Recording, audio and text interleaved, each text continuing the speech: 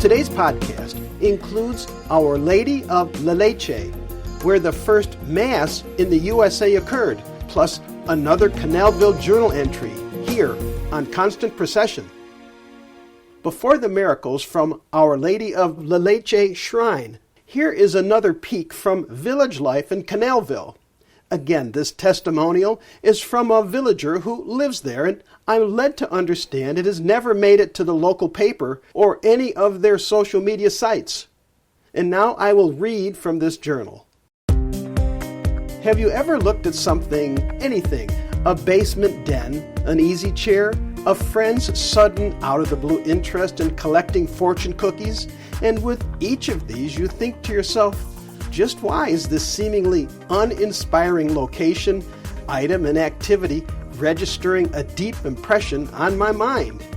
Maybe you've done a double take when looking at something for the first time.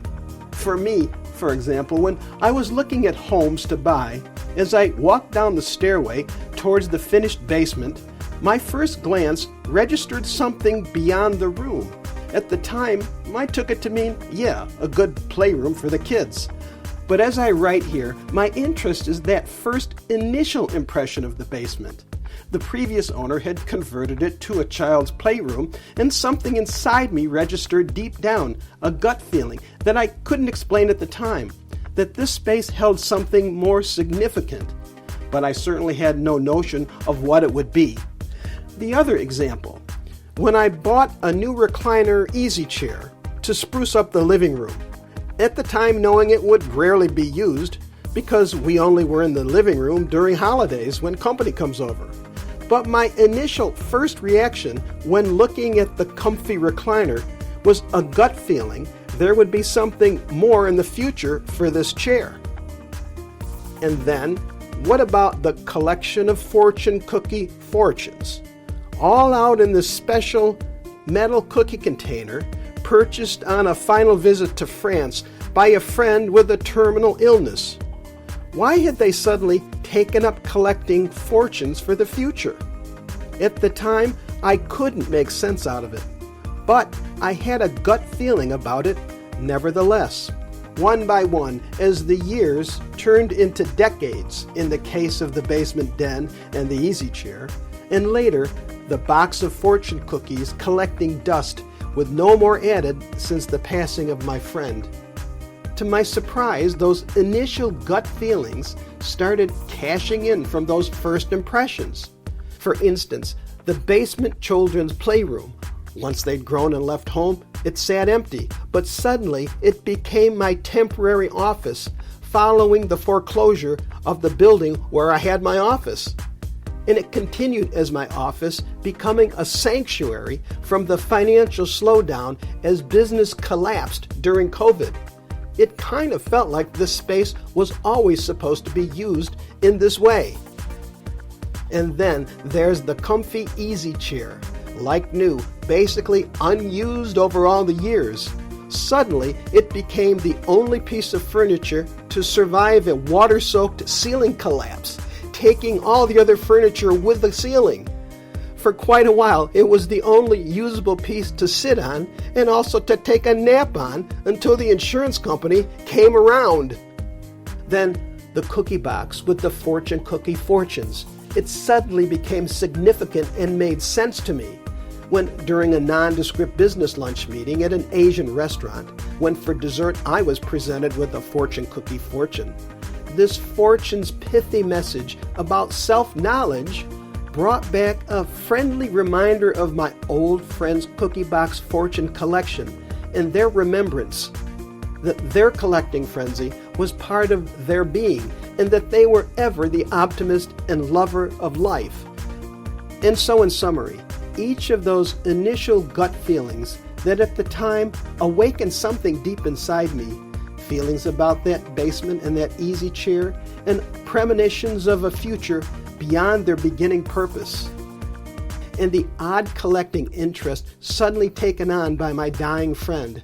Fortunes for a future they'd never see, only to realize when I stumbled on that recent fortune cookie that brought home a wonderful remembrance of a long-time friendship now gone. but so like my old friend to tweak me a bit and remind me to be full of optimism of life and living. Sometimes with that first impression, that funny feeling, or double take, or as I say, gut reaction hits, there may be no telling what it will mean in the future. But for me, these three oddities in my past all offered comfort and security on later occasions when life brought them back around. And now on to part 2, Our Lady of La Leche, here on Constant Procession.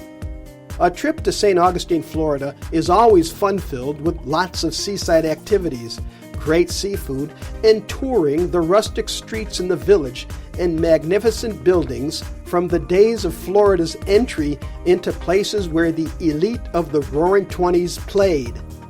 During my last trip there, I noticed off in the distance a large cross standing above the palm trees. Curious, I followed what became a 208-foot-tall cross on the grounds of the Our Lady of La Leche shrine, located on the ocean shores in St. Augustine. Now, since St. Augustine is being listed as the oldest city in the United States, I decided to explore the Our Lady of La Leche shrine. I learned more about this historic place, and even today, this is a very active place where pilgrims come to pray to the Madonna, here, where she is also known as Our Lady of the Milk and Good Delivery. I also learned the cross marks the first spot in America where Mass was held on September 8th of the year 1565. That's over 50 years before the Pilgrims landed at Plymouth Rock.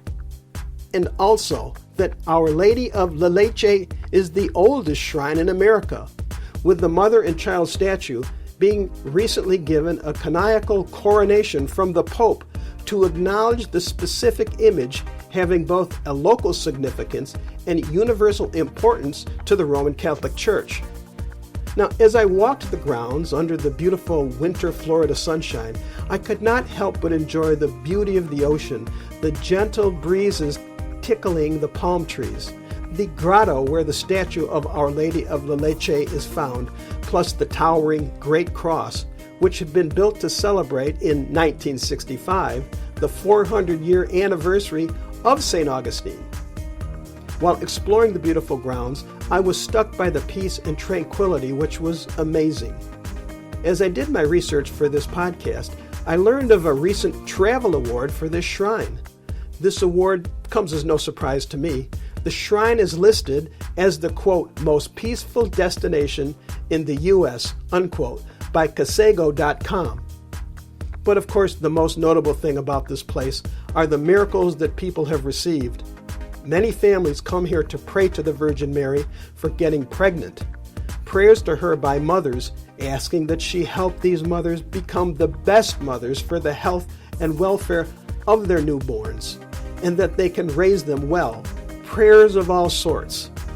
Our Lady of La Leche offers all who come a place of distinction and dignity, where prayers for having children and a special shrine where people caught up with the worries of today can find a place to relax and contemplate. At the first place in the USA where a Mass was held and a dedication for the great gift of childbirth is valued like no other place around.